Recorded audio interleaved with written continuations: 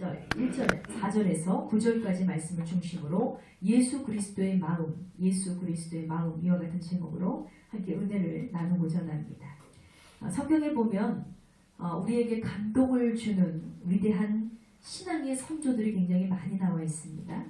그들 중에서 수많은 역경과 고난 가운데 승리한 사람들이 있습니다. 그 중에도 요셉은 친형들의 시기를 받아서 종으로 팔려가고 또 팔려간 곳에서도 누명을 써서 억울하게 옥살이를 해야 했던 아주 큰 고난의 사람이었습니다. 또한 우리가 잘 알고 있는 고난의 종 욥의 인생도 보면요, 정말 말할 수 없는 고통과 아픔 때문에 모든 삶을 정말 포기하고 싶을 정도로 극한 고통을 감당해야 했던 그런 고통의 사람이었습니다. 또한 이스라엘의 최고의 지도자로 세움을 받았던, 왕으로 세움을 받았던 다윗의 인생도 보면요, 일평생을 죽음이라는 이 공포 가운데 두려움에 떨면서 날마다 고통스러워해야 했던 그런 고난의 사람이라고 볼 수 있습니다.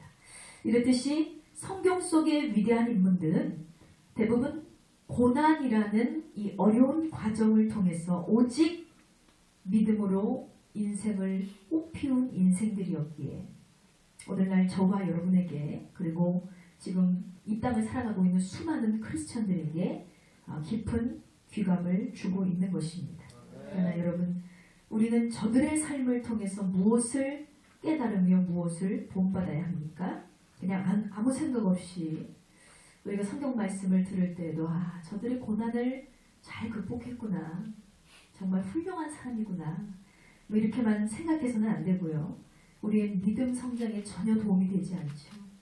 그것이 나와는 전혀 관계없는 이야기, 어떤 사람의 그냥 간증, 이 정도로만 우리가 생각해서는 안 된다는 것입니다. 어떻게 하면 나도 저 선조들과 같이 믿음으로, 오직 믿음으로 이 고난을 극복할 수 있을까? 바로 성경을 통해서 그 해법을 찾아서 반드시 그와 같은 믿음으로 살기를 힘써야 될 줄 믿습니다. 이 땅을 살아가는 대부분의 사람들은요, 인생의 성패를 순경에서 찾으려고 듭니다. 여러분, 순경이 무엇입니까? 내가 마음먹은 대로 일이 잘 되는 것, 모든 일이 순조롭게 진행되는 환경을 우리는 순경이라고 이야기를 합니다. 거의 대부분의 사람들이 소원이 여기에 있죠. 내가 계획하고 내가 꿈꾸고 내가 펼쳐놓은 모든 일들이 아주 매끄럽게, 아무런 탈 없이, 아무런 해 없이 그렇게 잘 되는 것, 승승장구하는 것, 이것이 너나 할 것 없이 모든 사람들의 소원이고 간절한 바람일 것입니다. 사람들은 순경 속에서 내 인생이 성공했느냐 실패했느냐를 이렇게 판단을 하게 되는데요. 그러나 인생의 성패는 절대로 순경 속에 있지 않다라고 성경은 말씀하고 있습니다. 오히려 이 고난을 극복하려는 의지, 이 여부에 우리의 성공이 달려있음을 믿으시기 바랍니다. 그렇다면 저와 여러분도 저들과 같이 이 성경에 남아있는 이 최고의 인물들, 고난을 극복한 그 선조들처럼 이 고난을 이길 힘이 우리에게 필요한데요.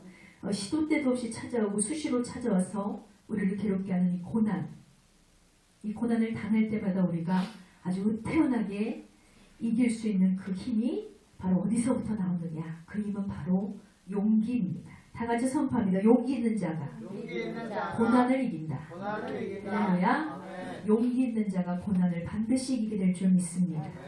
여러분이 용기야말로 고난의 벽을 아주 가뿐하게 뛰어넘게 하는 삶의 동력이 됩니다. 다윗이 골리앗을 이길 수 있었던 이유가 뭐예요? 다윗만 봐도 알 수 있잖아요. 다윗이 골리앗을 이긴 이유는 아주 그럴듯한 무기가 아니었어요. 대단하게 무장한 갑옷이 아니었다는 거죠. 아무것도 없이 그냥 돌멩이 몇 개 가지고 그렇게 나갔어요. 아무런 무장도 되지 않았습니다. 이렇게 어리고 작은 소년이 감당하기에 골리앗이라는 그 문제는, 골리앗이라는 그 고난은요, 우리가 상상할 수도 없을 만큼 정말 엄청나게 큰 고통이었을 것입니다. 그런데 다윗은 골리앗을 보고 두려워하지 않습니다. 분명히 두려움의 대상이 될 법한데 다윗은 다윗은 오히려 두려움 대신에 골리앗을 바라보며 용기를 가졌다는 것입니다. 그가 가진 용기는 결국은 고난을 두려움으로 보는 대신에 용기 있게 극복할 수 있는 원천으로 만들어 주었고 결국은 그가 승리할 수 있는 길로 인도해 주었다는 것입니다. 할렐루야.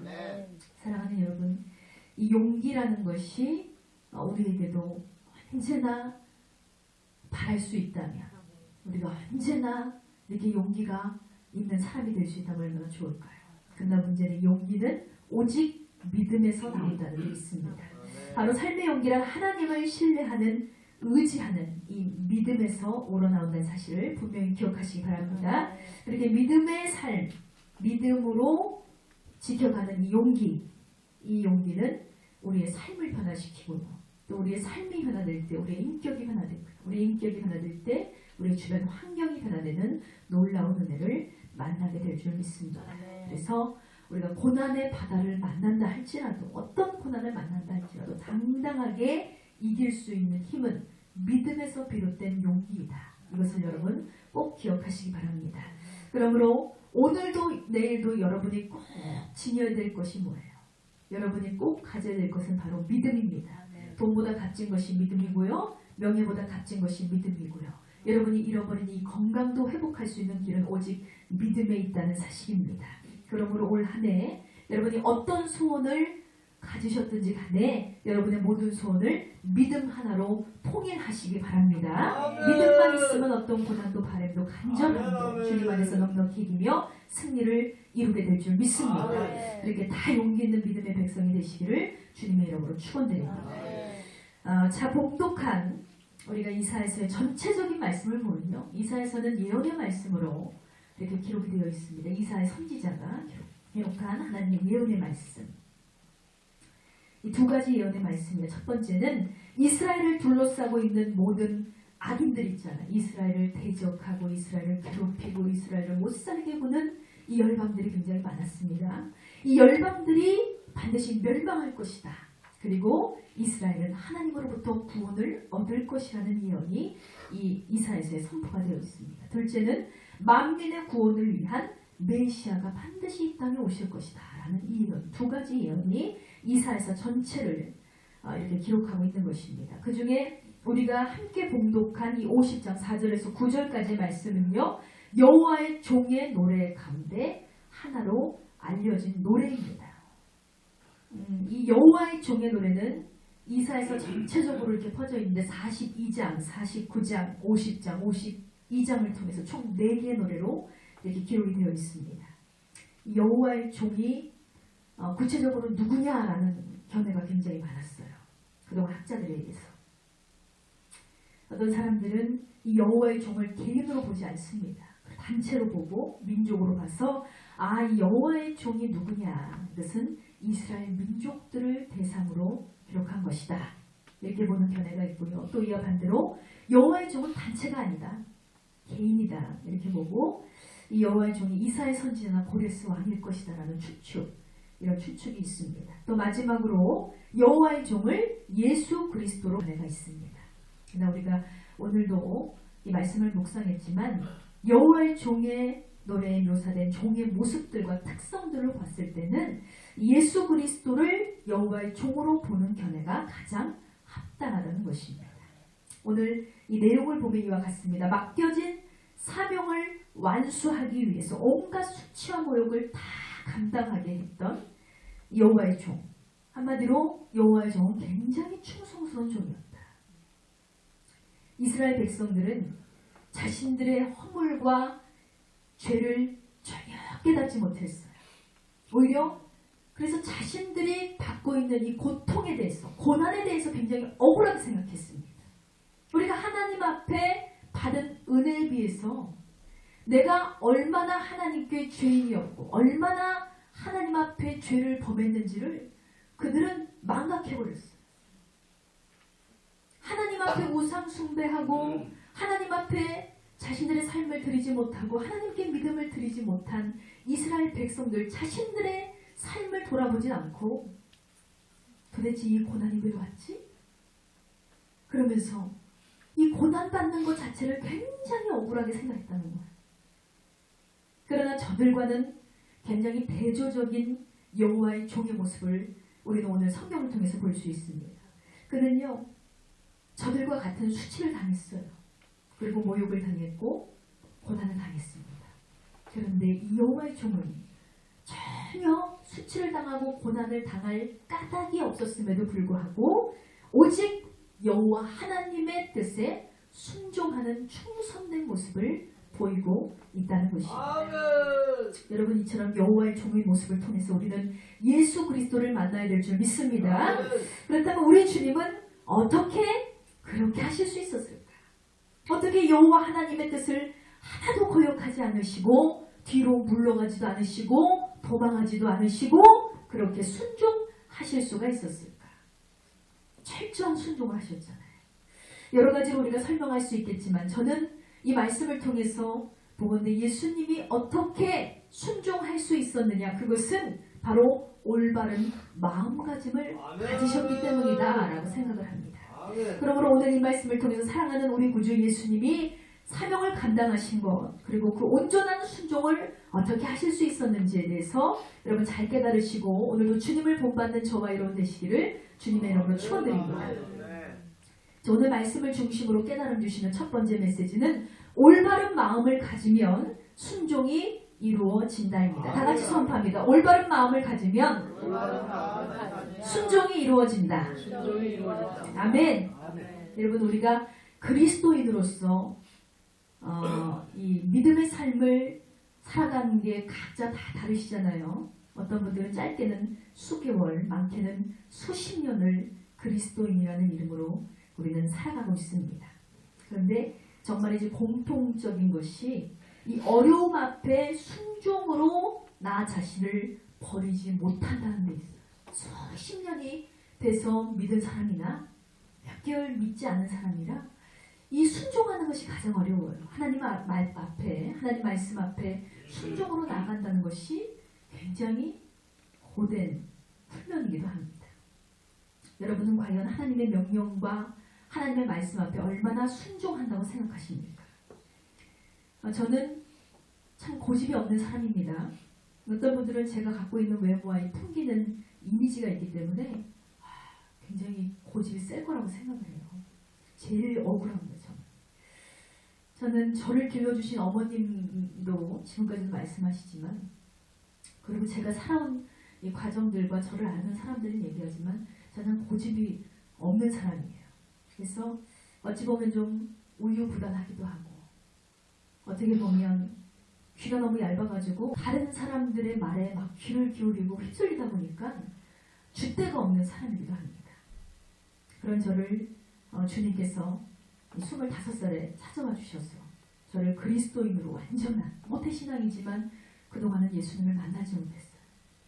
그래서 예수님을 인격적으로 받아들이기 시작하면서 거듭나게 하시는데, 그냥 예수님만 알게 하시고 믿게 하시는 게 아니라 주의 종으로 스스로 결단하게 하시는데, 그 마음속 깊이 찾아온 예수님께서 작용하신 그 작업이 한 가지가 뭐냐면, 이렇게 고집이 없는 저에게 아주 강력한 고집을 허락해 주셨습니다. 그것은 바로 주의 나라와 주의 길을 향한 열정, 사명에 대한 고집입니다. 아멘. 육신적으로는 고집이 없어서 사람 잘못 만나면 저는 큰일 나는 사람이에요. 휩쓸려 가고 넘어지고 이런 사람인데, 나름대로 고집을 피운다고 피워도 결국은 쓰러지고 넘어지고 휩쓸려 가는 약간 이런 성향인데, 이런 결단력 없는 성격이지만 제게 주어진 이 사명과 이 뚝심과 또 하나님에 대한 이 사랑만큼은 절대로 포기할 수가 없는 그런 영적인 고집을 하나님께서 저에게 선물로 허락해 주셨다는 것입니다. 그래서 저는요, 지금까지 이 사역자의 인생 17년을 살았습니다. 하나님 앞에 완전히 결단으로 서고 나서는 한 번도 이 길을 후회해 본 적이 없고, 한 번도 이 길을 절망의 길이라고 좌절해 본 적이 없어요. 오히려 제가 결혼을 하고 아이를 낳고 또 여러 가지 위기를 만날 때마다 혹여나 내가 하나님 앞에 쓰임을 받지 못하면 어떡하지? 혹여나 하나님께서 나를 버리시면 어떡하지? 라는 두려움 때문에 공포가 있고 염려가 있고 걱정이 있던 날들이 많았지만 이 길을 가기 싫어서 이 길이 내 길이 아닌 것 같아서 이렇게 절망한 적은 없다는 거예요. 그런데 이런 마음과 이런 열정을 가진 제가 여러분이 생각하기에 하나님 앞에 순종하는 사람일까요? 순종하지 않는 사람일까요? 저는 제가 매우 높은 순종의 사람이라고 생각했습니다. 나 정도면 하나님 시키시는 대로 다 하고 울면서라도 그 길을 감당하니까 하나님 보시기에 참 기뻐하시는 순종의 사람이야. 내가 하나님의 명령이라면 하나님의 뜻이라면 난 모든 것을 포기할 수 있어. 이렇게 스스로 자부해 왔습니다. 하나님의 명령이면 나는 모든 이 세상도 다 단절할 수 있는 사람이라고 생각했어요. 근데 어느 날 하나님이 저에게 말씀을 하시는 거예요. 하나님께서 순종하지 않으면서 하나님의 영광을 가로챈 교만을 회개하라고 말씀하셨습니다. 그때가 한 5, 6년은 지난 것 같아요. 그때 제가 하나님 앞에 육신적인 훈련을 받고 있을 때였습니다. 가장 돈도 없고 가장 몸도 아프고 가장 마음도 절망의 구덩이에 빠져있던 그때였어요. 여전히 사역은 하고 있지만 깊은 우울증에 빠져서 살아갈 수가 없는 이중적인 삶. 항상 웃고 있고 항상 밝은 척하지만 사실은 절망의 구렁텅이에 빠져있는 삶. 몸이 일단 아프니까요. 사람이 믿음이 생기지가 않아요. 근데 하나님께서 왜 하나님 나에게 이렇게 하십니까? 너는 순종하지 않았다. 나의 명령 앞에, 나의 말씀 앞에 순종하지 않았고 너 스스로가 순종의 사람이라고 자부했던 그 영적인 교만을 회개하라고 말씀하셨어요. 전 너무 충격을 받았습니다. 지금 하나님 나에게 고통 주시고 훈련하시고 연단 주시는 이유가 바로 그것 때문이구나. 가장 인간이 하지 말아야 할, 믿음의 사람들이 가장 하지 말아야 될 것이 바로 영적인 교만이에요. 내가 다 됐다, 나 정도면 다 섰다, 나 정도면 괜찮다는 영적 교만. 그때 한참 이 심신의 약함으로 훈련을 이렇게 받아서 너무 놀랐습니다. 사실 인간적으로는 부족한 부분이 많지만 저는 영적으로 스스로가 완벽한 사람이라고 생각했습니다. 저는 매우 겸손한 사람이라고 생각했어요. 주님이 시키시는 일이라면 다 할 수 있는 주님 앞에는 지극히 겸손한 사람이라고 생각했는데 그것이 나만의 착각이었다는 사실을 하나님이 직접 깨닫게 하셨습니다.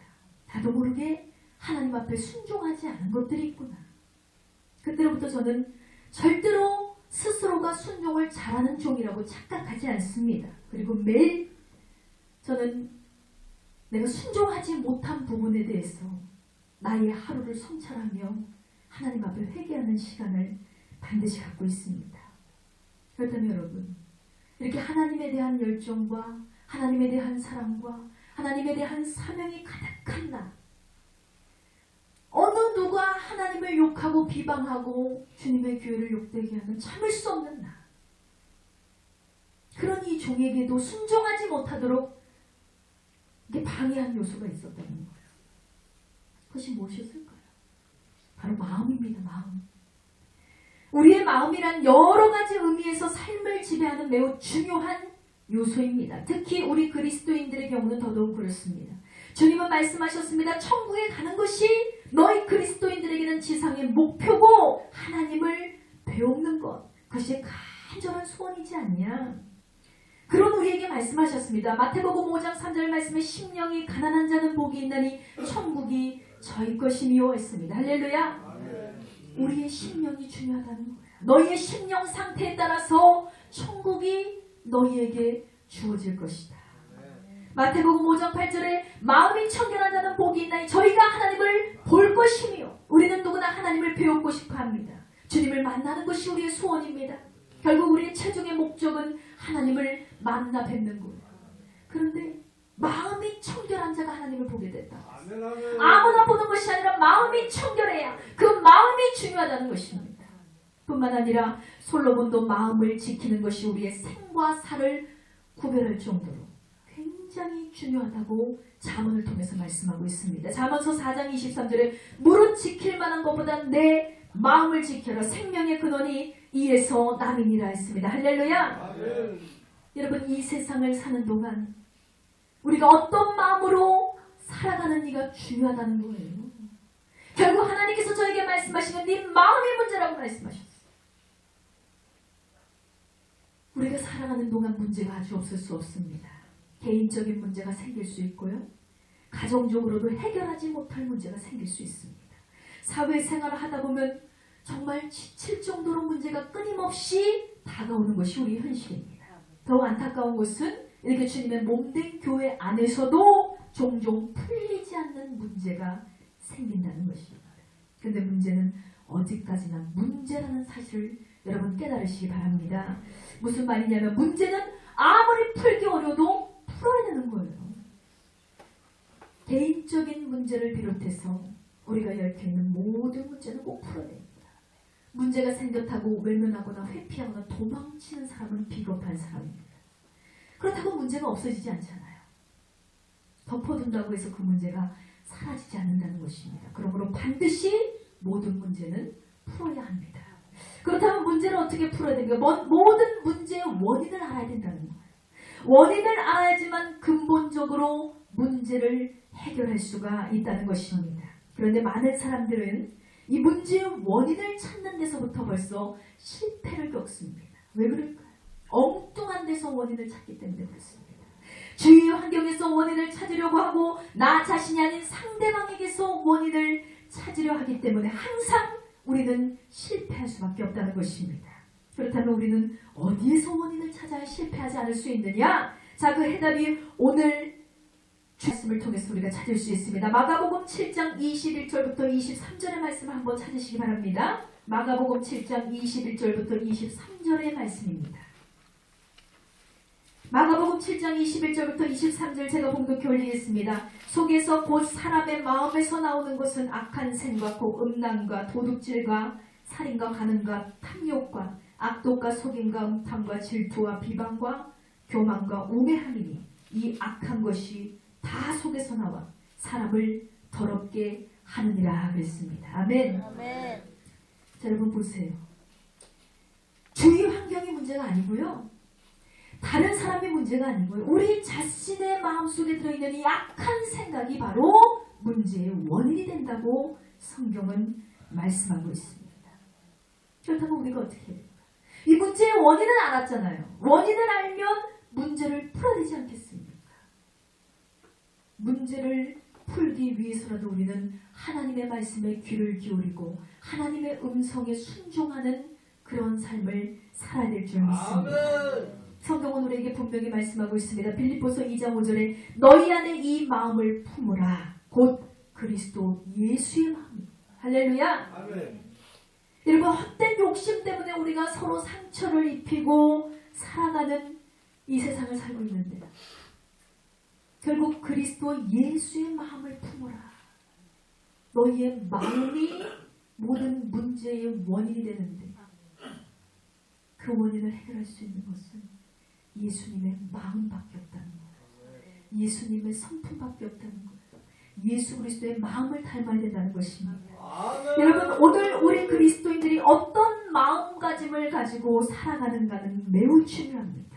우리가 진정 예수 그리스도를 참 구주로 믿고 따른다면 우리는 마땅히 그리스도 예수의 마음을 품고 살아야 될 줄 믿습니다. 우리가 믿지 않는 사람들과 같이 서로 미워하고 시기하고 질투하고 원망하고 물고 뜯고 싸운다면 이 세상에 더 이상 소망이 없어요. 예수가 소망인데 예수 믿는 사람들도 똑같이 한다면 이 세상은 소망이 없지 않습니까? 그렇다면 우리가 마땅히 품어야 할 그리스도의 예수의 마음이란 과연 어떤 마음인가? 오늘 말씀을 통해서 함께 상고해 보고자 합니다. 자, 첫 번째로 그리스도 예수의 마음은 바로 자기를 비우는 마음입니다. 다 같이 선포합니다. 나를 비우면 예수님으로 채워진다. 아멘. 예수님이 내 안에 들어오셔서 나와 동행하시고 예수님이 나의 삶을 지도하시고 인도해 주셔야 우리는 정말 잘된 삶을 살게 될 줄 믿습니다. 근데 나를 비우지 않으면 예수님이 들어올 공간이 없어요.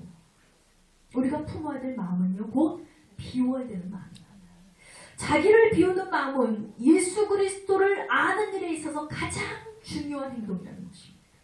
오늘 본문의 여호와의 종을 보세요. 예수님께서 행하신 말씀과 예수님께서 행하신 행동은요, 도무지 상식적으로는 납득되지 않는, 아니 행하지 못할 그런 겸손함이었습니다. 50장 6절 말씀입니다. 나를 때리는 자들에게 내 등을 맡기며 나의 수염을 뽑는 자들에게 나의 뺨을 맡기며 모욕과 침뱉음을 당하여도 내 얼굴을 가리지 아니하였느니라 했습니다. 여러분께서 나를 때리는 자에게 등을 맡길 수 있습니까? 같이 때리겠죠.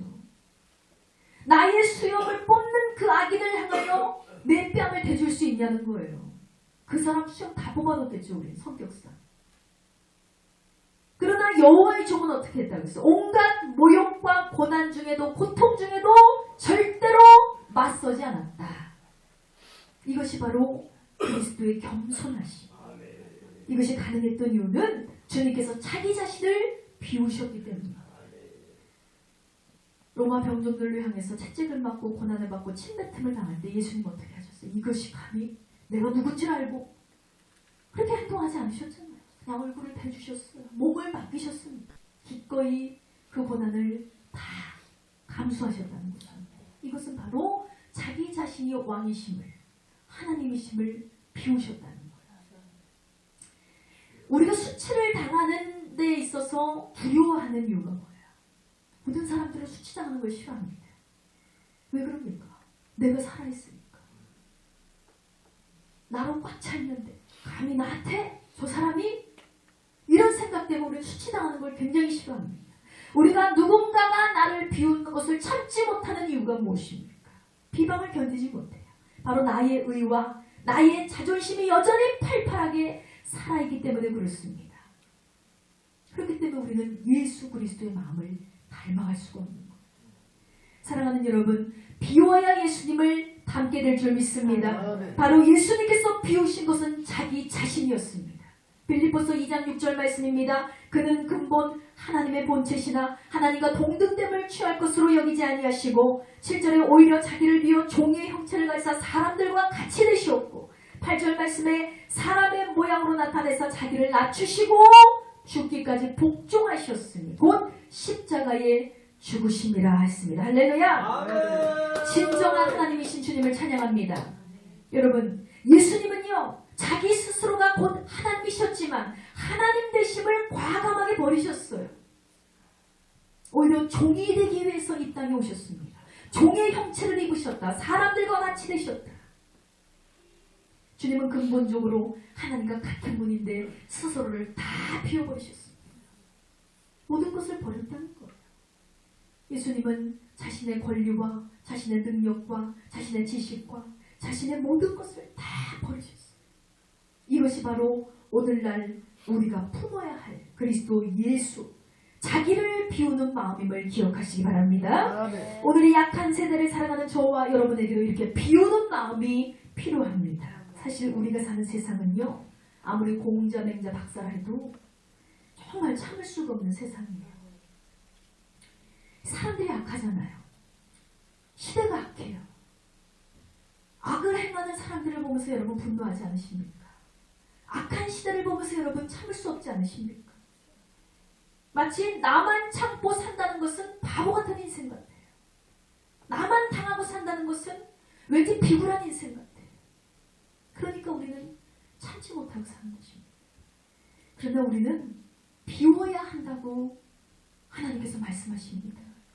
나를 비워서 성령의 힘으로 예수 그리스도를 마음에 모시고 사는 인생, 그 인생을 살아가는 것이 진정한 성도의 삶이라는 것입니다. 그러나 우리는 비우지 못해서 문제죠. 따뜻한 밥 한 공기를 먹으려고 해도 여러분 어디에 담으세요? 어디에 담으세요? 깨끗하게 비워진, 깨끗하게 설거지된 밥그릇에다가 우리가 따뜻한 밥 한 공기를 담지 않습니까? 뭔가 잔뜩 담겨있는데 담지 않아요.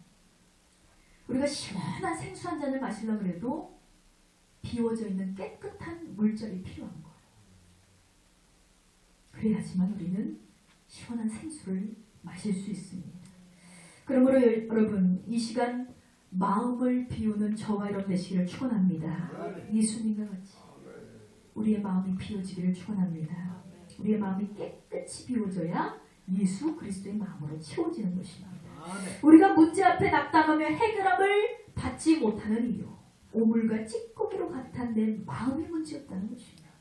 우리가 고난 앞에 용기를 갖지 못하는 이유, 두려움이 생기는 이유, 바로 내 마음의 문제입니다. 우리가 예수를 믿노라 하면서 진정 예수 그리스도의 마음을 품지 못하는 이유, 여전히 옛사람에게 사로잡혀서 마음 가득하게 악독이 가득한 우리의 마음이 문제라는 겁니다. 우리가 하나님 앞에 순종하지 못하는 이유가 뭘까요? 바로 예수 그리스도의 올바른 마음이 내 안에 없기 때문에 그렇습니다. 사랑하는 성도 여러분, 이제는 저와 여러분이 새해를 맞이했잖아요. 우리가 좀 달라졌으면 좋겠습니다. 이제는 저와 여러분이 제발 거듭나기를 소원해봅니다. 바로 그리스도 예수의 마음에 따라서. 이 사순절을 맞이한 우리가 본받아야 할 그리스도 예수님의 마음, 그 사랑의 마음, 그 믿음, 그 용기와 그 정직하심, 올바른 마음을 본받아서 진정한 순종을 이루시기를 주님의 이름으로 축원드립니다. 자, 오늘 말씀을 중심으로 깨달아 주시는 두 번째 메시지는 자신을 낮추어 복종을 이루라입니다. 다 같이 선포합니다. 자신을 낮추어 복종을 이루라. 아멘. 우리가 또한 품어야 될 마음은요, 자기를 낮추는 마음입니다. 우리가 절대로 할 수 없는 두 번째가 바로 자기 자신을 낮추는 것입니다. 예수님께서는 철저하게 자기 스스로를 낮추신 분입니다. 스스로를 비웠을 뿐만 아니라 낮추셨다 그랬어요. 여기서 낮췄다는 말은 자기를 철저하게 비하시켰다는 것입니다. 바로 진정한 겸손이죠. 이 겸손은 종의 형체를 가져 사람들과 같이 되신 그런 겸손입니다. 사실 예수님의 입장에서는요, 하나님의 아들이잖아요. 동시에 종의 형체를 가졌다는 것은 굉장히 비참한 거예요. 원래는 자신의 신분은 이 세상 어느 누구도 뛰어넘을 수 없는 신분입니다. 그분이 신이고 그분이 하나님이시기 때문에 비교조차 할 수 없어요. 그런데 어느 누구도 비교조차 할 수 없는 왕 되신 그분이 가장 낮고 천한 신분으로 살기를 각오하셨다는 사실입니다. 바로 이와 같은 마음이 참된 그리스도인들에게는 필요하다는 것입니다. 그러나 우리는 어떻습니까? 우리는 하나님의 아들은커녕 대통령 아들도 되지 않잖아요. 근데 우리가 낮아지려고 하지 않아요. 대통령 아들은커녕 그렇다 할 명예도 없고 배경도 없고 아무것도 없습니다. 사실 쥐뿔도 없어요, 우리는. 그런데 스스로가 낮출 마음이 없습니다. 아직도 우리 안에 헛된 자만심이 가득하기 때문에, 아직도 내 자존심이 내 믿음을 이기지 못해요. 그래서 오히려 내가 밟힐까봐 남을 무시하고 남을 없이 여기고 나를 낮추는 것이 아니라 남을 낮추기 바쁜 우리의 완악함을 종종 보게 됩니다. 이것이 바로 이기적인 속성이 살아있다는 증거입니다. 만약에 이와 같은 마음으로 우리가 계속 살아간다면 분명 성경은 말씀하죠. 심령이 가난한 자가 천국을 차지할 것이다. 우리가 천국 갈 수 있을까요? 마음이 청결한 자가 주님을 볼 수 있다. 내 마음이 청결합니까? 여러분의 마음이 청결합니까? 주님을 만날 수 있을까요? 여러분, 우리는 아직도 주님의 참된 제자라고 보기 어렵습니다. 사랑하는 여러분, 저와 여러분은 반드시 낮아져야 될 줄 믿습니다. 그렇지 않으면 우리가 주님의 마음을 알 수도 없고 주님을 볼 수도 없고 천국에 갈 수도 없기 때문에, 뿐만 아니라 주님의 마음은요, 죽기까지 복종하고자 하는 완전한 순종의 마음을 품고 계셨다는 것입니다. 그렇지 않았다면 예수님이 십자가에 달려 죽으실 이유가 뭐가 있었습니까? 아버지의 뜻에 복종할 이유가 뭐가 있었어요? 우리 주님께서 겟세마네 동산에서 기도하실 때 뭐라고 하셨습니까? 아버지께서는 모든 것이 가능하시오니 이 잔을 내게서 옮기시옵소서. 그러나 나의 원대로 마옵시고 아버지의 원대로 하시옵소서. 예수님도 육신의 죽음 앞에 두려움을 가지셨습니다.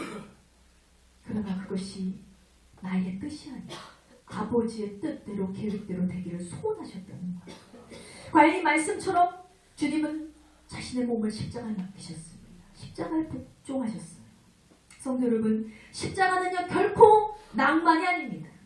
골고다 언덕에 세워진 십자가는 수치이고 고통이자 모욕이고 또 모순이자 부조리입니다. 사실 역사상 우리 주님이 달린 십자가 사건만큼 억울한 사건은 또 없었다는 거예요. 왜냐하면 예수님께서 십자가에 달리실 그 어떤 잘못도 하지 않으셨잖아요. 그럼에도 불구하고 주님은 십자가에 달려 죽기까지 복종하셨다는 사실입니다. 왜 복종하셨습니까? 그렇게 죽는 것이 온 인류의 구원을 위한 하나님 아버지의 계획이자 뜻이었기 때문에, 그러므로 저와 여러분도 우리 구주 예수님의 마음을 본받아서 겸손히 나를 낮추고 순종을 뛰어넘는 복종을 완성하시기를 주님의 이름으로 축원드립니다. 이것이 참된 성도입니다. 자, 말씀의 결론을 맺기 원합니다. 사랑하는 성도 여러분, 오늘날 우리 성도들의 마음에 평화가 없습니다. 평화를 잃어버렸습니다. 우리는 우리의 마음속에 자유를 잃어버렸습니다. 왜일까요? 분명히 살아계신 하나님을 믿고 그분의 이루지 못할 것이 없으신 절대적이신 내 아버지가 되셨음에도 불구하고 우리는 여전히 내 삶의 현장에서 두려워하고 고통하며 세상과 타협하고 진짜 성도로 서지 못한 채 살아가고 있다는 것입니다. 왜 그럴까요? 우리는 왜 그래요? 다른 이유가 없습니다.